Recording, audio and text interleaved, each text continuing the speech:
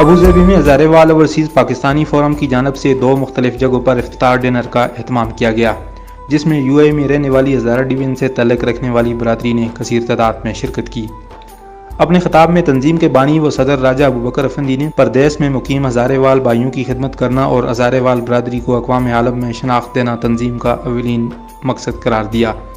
تنظیم میں شامل ہونے والے نئے ممبران کو خوش آمدید کہنے کے ساتھ ساتھ تنظیم کے اغراض و مقاصد اور تنظیم کے قیام کا مقصد بیان کیا۔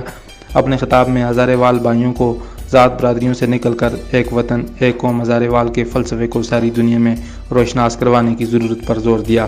ساتھ ساتھ پردیس میں رہنے والے ہزارے وال بھائیوں کو تاکید کی کہ ہم سب پاکستان سے باہر جس ملک میں بھی رہتے ہوں، اس ملک کے قوانین کی پابندی ہم سب پر لازم ہے۔ یو اے ای میں رہنے والے ہزارے وال یو اے ای کو اپنا دوسرا گھر سمجھتے ہیں۔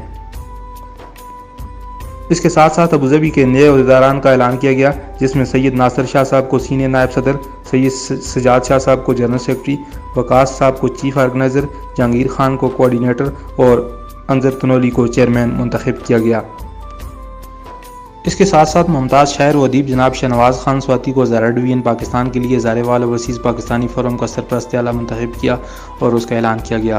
نعت رسول مقبول صلی اللہ علیہ وسلم بابر خان نے اپنی خوبصورت آواز میں پیش کی۔ تنظیم کے چیئرمین لالا بنارس تنولی نے اپنے خطاب میں بیرون ممالک مقیم ہزارے وال بھائیوں کو پیغام دیا کہ پاکستان سے پیسے قانونی طریقے سے بھیجیں اور پاکستان کی معیشت میں اپنا حصہ ڈالیں۔ تنظیم کے جنرل سیکرٹری اظہر اقبال نے ممبر سازی کے بارے میں سیر حاصل گفتگو کی۔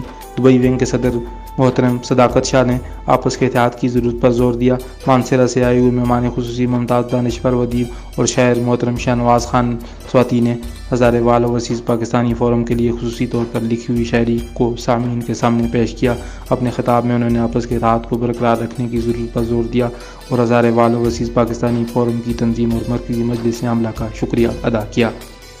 پاکستان میں 2017 میں منعقد ہونے والے پلرز آف ہزارہ ایوارڈ کی تقسیم کے موقع پر یاسر خان تنولی موجود نہیں تھے۔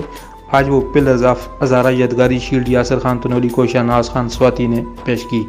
آخر میں شفیق تنولی نے پاکستان یو اے ای کی سلامتی کے لیے اور فوت شدگان کے لیے دعا کروائی۔